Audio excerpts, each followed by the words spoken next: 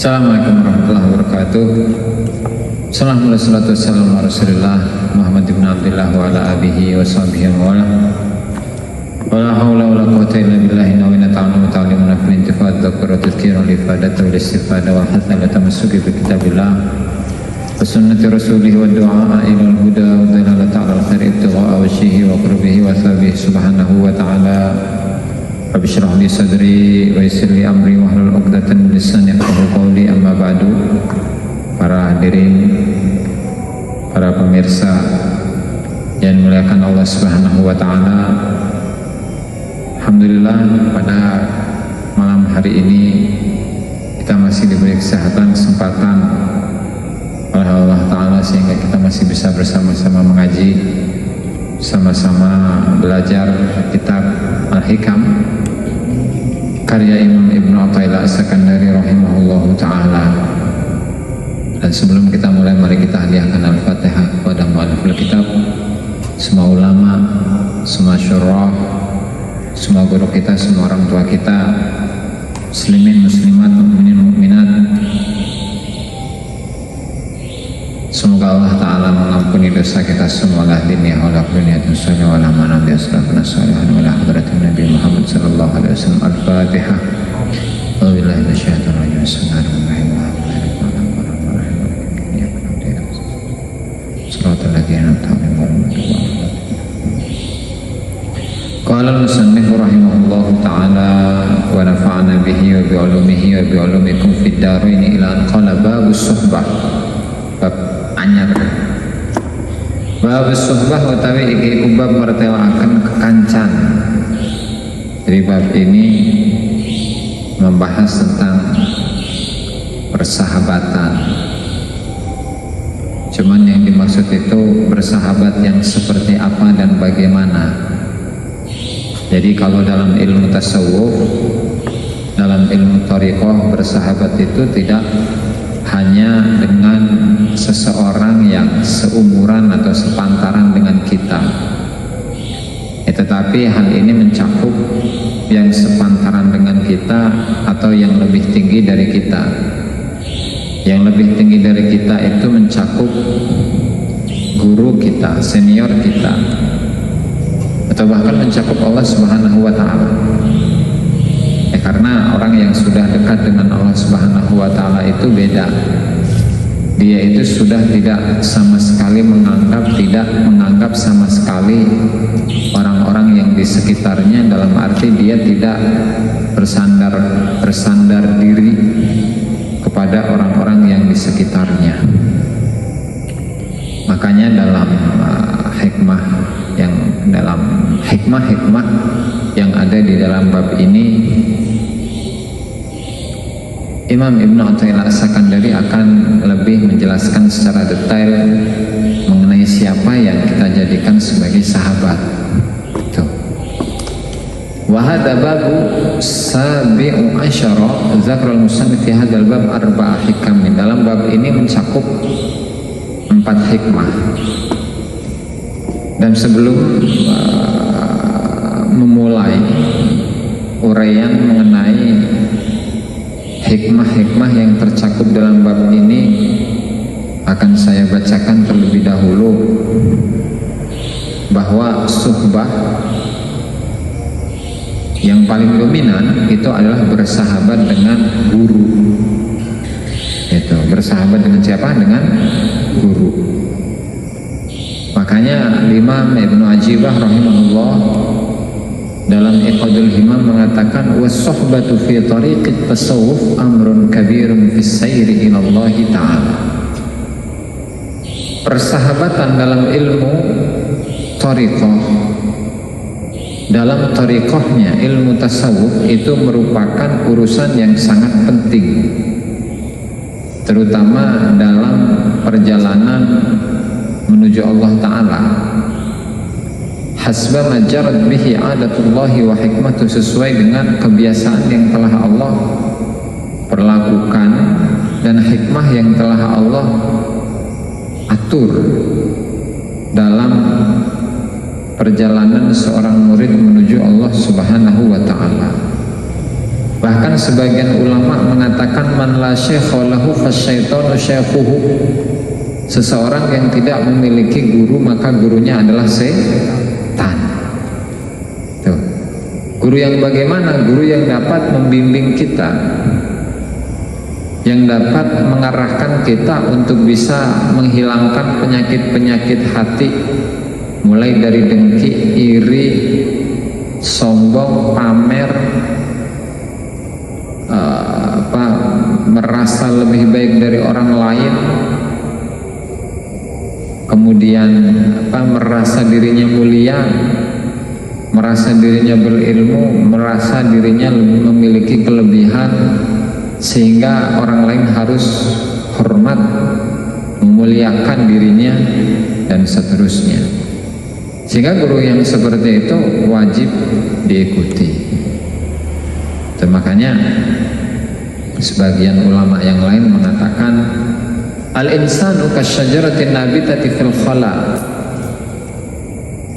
Manusia itu diibaratkan seperti pohon yang tumbuh di tempat yang sepi. Kalau khala ini tempat yang sepi biasanya diartikan sebagai kamar mandi, WC. Fa'ilam tuqta wa tulqam kana dakar. Kalau dia itu nggak dipotong, ya kan, maka dia akan mengganggu. Itu. Ya bahkan guru dari Al-Imam Ibnu Athaillah As-Sakandari rahimahullahu ta'ala, yaitu Syekh Abdul Abbas Al-Mursi, mengatakan man la syekha lahu fi hadasyan la yafrahu bihi. Seseorang yang tidak memiliki guru dalam ilmu tasawuf, dalam ilmu thariqah, ya maka dia tidak akan menemukan titik temu. Ya kan, dulu kalau melihat sejarah dari Imam Ibnu Athaillah As-Sakandari rahimahullah, ya di awal mulanya beliau ini adalah seorang ulama ahli zahir, bahkan mengingkari apa yang ada di kalangan ulama-ulama ilmu thariqah, sehingga beliau merasa lebih mulia dan seterusnya. Nah, pada suatu hari beliau mengikuti pengajian salah seorang gurunya, yaitu Syekh Abdul Abbas Al-Mursi. Ternyata beliau itu memiliki unek-unek, adalah yang mengganjal di dalam hatinya gitu. Ya meskipun belum diucapkan, ternyata unek-unek tersebut dijawab langsung oleh gurunya Syekh Abdul Abbas Al-Mursi. Nah kemudian udah kamu, katanya, kata gurunya Syekh Abdul Abbas Al-Mursi, kamu gak usah repot-repot. Kamu itu nanti ujungnya akan menjadi tokoh ya dalam fan ini. Kamu itu akan menjadi salah seorang pemimpin dan meneruskan perjuangan yang telah saya perjuangkan dalam hidup saya, dalam hidup beragama. Ya akhirnya beliau tertarik lama-kelamaan, ya akhirnya menjadi muridnya Syekh Abdul Abbas Al-Mursi. Ya sehingga beliau itu ya karena didikan dari Syekh Abdul Abbas Al-Mursi, sehingga beliau ya menjadi sesuai apa yang dikatakan oleh Syekh Abdul Abbas Al-Mursi kepada Syekh Ibnu Athaillah As-Sakandari. Makanya kitabnya sampai sekarang itu diaji di mana-mana. Itu ya. Oke, lanjut dalam hikmah yang pertama, la tashab man la yanhabuka haluhu wa la yadulluka 'ala Allahi maqaluhu. La tashab aja kekancan sapa sira man ing wong la yanhabuka kang ora gawe semangat ing sira apa haluhu apa tingkae man. Wala yadulluka lan ora nuduhaken sapa wala yadulluka lan ora nuduhaken ing sira alallahi ing atase Allah apa maqaluhu apa ucapane man. Jadi kata Ibnu Athaillah Sakandari, janganlah sekali-kali engkau bersahabat dengan seseorang yang tingkah lakunya tidak membuatmu semangat. Bukan semangat dalam malas-malasan, semangat dalam mencari urusan dunia, menyibukkan diri dalam urusan dunia, bukan. Tetapi memberikanmu semangat untuk bisa menuju Allah Subhanahu wa ta'ala. Wala yadulluka 'alallahi maqaluh, dan janganlah engkau bersahabat dengan seseorang yang ucapannya itu tidak menunjukkan dirimu kepada Allah. Ya, karena hakikat dari kehidupan manusia di dunia ini itu hanya untuk tuannya, hanya untuk Tuhannya. Kita hidup di dunia ini dengan mencari duit sana sini, kesana kemari dan lain sebagainya. Kalau nggak ada tujuan, maka apa bedanya antara kita dengan hewan? Dan hal ini sudah dijelaskan di pengajian sebelumnya bahwa manusia itu berada di dua alam, alam rohani dan alam jasmani. Seseorang yang hanya menyibukkan diri dengan kehidupan jasmani, maka tidak ada bedanya antara dia dengan hewan, dengan binatang. Apa bedanya dengan binatang? Ayam misalnya, ya ayam itu nyari makan, itu kan. Setelah kenyang, mulai dari dia kecil sampai dia dewasa, gede, kawin, itu kan. Terus punya anak, anaknya gede, terus dia kalau badannya udah gede dipotong, dimakan sama manusia, kan gitu. Dari yang kecil pun sama begitu, terus perputaran kehidupan ayam. Manusia pun demikian, ketika dia hanya yang dia kejar adalah alam jasmani, alam syahadah, ya maka sama, nggak akan ada bedanya antara dirinya dengan binatang. Nah, begitu juga manusia itu juga bukan dari alam rohani secara utuh, enggak. Soalnya beda. Kalau yang dari alam rohani itu kan malaikat. Malaikat ketika disuruh untuk beribadah, dia nggak akan bosan.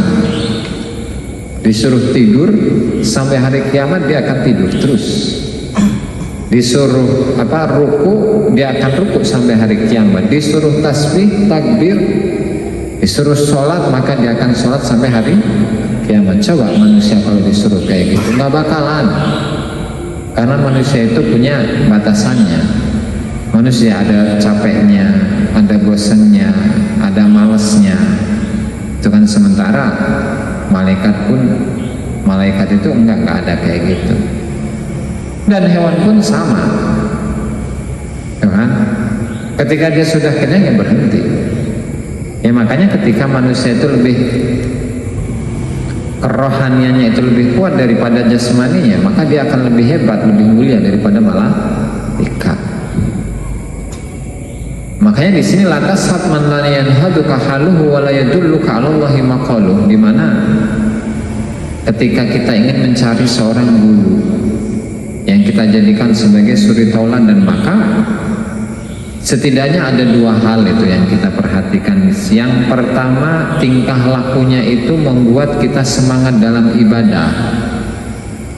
Yang awalnya kita itu malas-malasan dalam beribadah, kemudian kita melihat guru kita semangat dalam beribadah, sehingga hal ini membuat kita termotivasi, terdorong untuk memperbaiki kualitas ibadah, ya maka itulah yang harus kita jadikan sebagai sahabat, kita gurui gitu tuh. Itu kalau dari sisi perbuatan atau hal, ya keadaan, tingkah laku. Ucapannya pun juga sama. Setidaknya kalau tingkah lakunya itu tidak seperti itu, setidaknya ya ucapannya itu mengajak kita kepada Allah. Gitu. Makanya dalam sebuah hadis Rasulullah Shallallahu Alaihi Wasallam itu bersabda,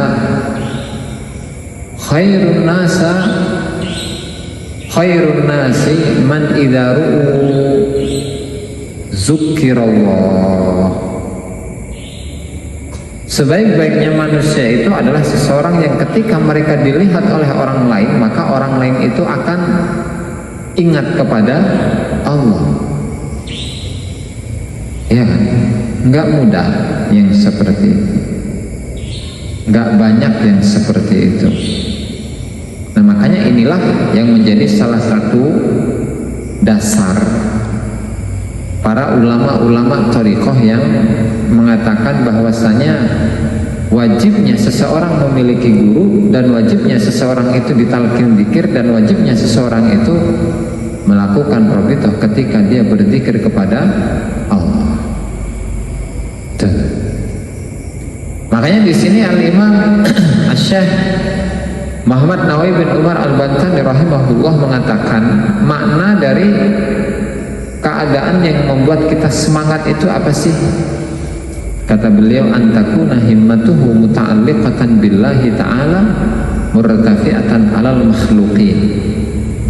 Kesemangatannya itu hanya untuk Allah. Kemudian murtafi'atan alal makhluqin, melebihi makhluk-makhluk atau semua manusia.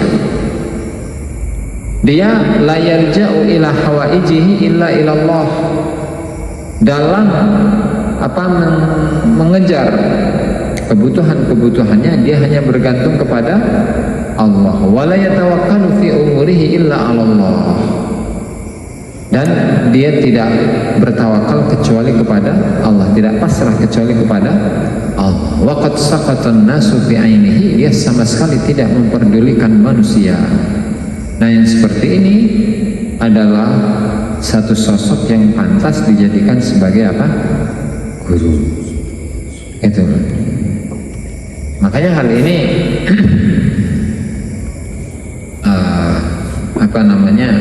terjadi banyak di kalangan para ulama-ulama sufi. Ada seorang ulama sufi namanya Syekh Najmuddin Al-Kubra, dan thariqahnya itu dinisbatkan kepada beliau dan diberi nama dengan At-Tariqatul Kubrawiyah, Syekh Najmuddin Al-Kubra. Pada suatu hari beliau itu mengadakan satu majelis zikir. Nah kemudian qasidah atau lagu-lagu itu mulai didendangkan. Tiba-tiba ada seorang laki-laki yang tertarik, ya, yang tertarik dan mengikuti, memperhatikan isi atau kegiatan yang ada di dalam majelis tersebut. Tiba-tiba Syekh Najmuddin Al-Kubra melihatnya dengan satu pandangan. Kemudian beliau bertanya, kamu ini siapa? Itu kan? Oh saya fulan, saya orangnya kayak gini, kayak gini. Terus Syekh Najmuddin Al-Kubra bilang kepadanya, udah, kamu pergi ya. Terus jadilah engkau pembimbing, jadilah engkau sebagai mursyid yang dapat membimbing seseorang menuju Allah. Maka dengan satu pandangan saja Syekh Najmuddin Al-Kubra ini bisa mengusulkan seseorang kepada Allah Subhanahu wa Ta'ala dan menugaskan dirinya sebagai seorang mursyid yang membimbing manusia agar mereka mengejar Allah. Itu Syekh Najmuddin Al-Kubra, itu pertama. Yang kedua, Syekh Abdul Hasan Asy-Syadzili rahimahullahu ta'ala, beliau pada suatu hari menceritakan kisah kura-kura. Bukan kura-kura ninja ini, bukan, kura-kura. Jadi kalau kura-kura itu nelurnya di mana? Ngedoknya nanti pasir, pantai kan. Nah, terus kura-kura ini telurnya apa diengkermin itu apa Indonesia nih itu telurnya di apa engkermin lali ya. Dokeng diengkermi porang ditunggoni porang. Enggak kan? Tapi yang namanya kura-kura itu kan ketika dia itu bertelur, biasanya kan di pantai, di pinggir-pinggir gitu kan, dia menggali pasir ya, kemudian dia bertelur. Setelah bertelur, telur-telur itu ditutup lagi kan, sekiranya nggak kelihatan sama orang-orang tuh. Terus setelah telur-telur ini menetas, gimana itu? Apa yang dilakukan oleh kura-kura ini? Ya cuma memperhatikan, cuma mengarahkan. Siapa yang kuat maka dia yang hidup. Kalau yang nggak kuat, ya maka dia tidak akan hidup, akan mati. Begitu juga dengan para masyayikh, para mursyidin dalam membimbing, dalam mendidik para murid-muridnya. Cukup dengan pandangan saja, gitu. Beliau memandang, sudah mengajarkan ajar intisari dari ajaran-ajarannya bahwa ketika seseorang ingin menuju Allah Subhanahu wa Ta'ala, maka aturannya adalah 1, 2, 3, 4. Amalannya 1, 2, 3, 4. Dijalankan, silahkan. Mau nggak dijalankan ya monggo. Itu. Nah nanti dari beberapa atau banyak murid-murid ini ya nanti ada salah satu dari mereka yang benar-benar melaksanakan tugas dari gurunya, sehingga nanti nurnya itu akan muncul dengan sendirinya. Ya meskipun secara fisik dia itu nggak dekat dengan guru, tapi secara rohaniah dia itu dekat, gitu tuh. Makanya nggak mungkin kalah pendidikannya. Cara pendidikannya seperti apa? Kurang. Beda dengan ayam. Kalau ayam nggak seperti itu. Kalau ayam itu pendidikannya sama seperti pendidikan anak SD, yang setiap harinya, setiap detiknya, setiap menitnya itu selalu ditungguin, gitu tuh, ya kan? Mulai dari telur ini keluar sampai telur ini apa? Menetas, sampai gede, sampai tua. Nah gitu. Makanya yang paling berpengaruh di dalam thariqah itu adalah mahabbah, adalah cinta kepada siapa? Kepada guru. Jadi kalau si murid itu sudah ada koneksi dengan gurunya, maka itu mudah untuk bisa usul kepada Allah. Tapi kalau tingkat mahabbahnya itu kurang, ya susah, gitu tuh. Nah, dan inilah yang berlaku di dalam ilmu apa? Thariqah, gitu. Dan untuk syarat-syaratnya, syarat bagaimana seseorang, kriterianya itu seperti apa saja, itu sudah dijelaskan oleh Syekh Abdul Qadir Al-Jilani rahimahullah, ya, yang dikutip oleh Imam Muhammad bin Yahya At-Tadifi di dalam Falaidul Jawahir, yang intisarinya hanya ada 4, yaitu apa? Zauqun sharih, ilmun sahihun. Yang pertama adalah ilmu yang sahih. Yang kedua, zauqun sharihun, rasa yang jelas. Wa himmatun 'aliyah, semangat yang tinggi. Wa halatun mardiyah, dan keadaan yang diridhoi oleh Allah Subhanahu wa Ta'ala, itu ya. Dan tentunya di situ tentu ada penambahan satu syarat, di mana dia itu diberi izin oleh gurunya, sehingga orang-orang yang ditalqin zikir oleh dirinya itu dapat mendapatkan suasana kerohanian yang lebih baik.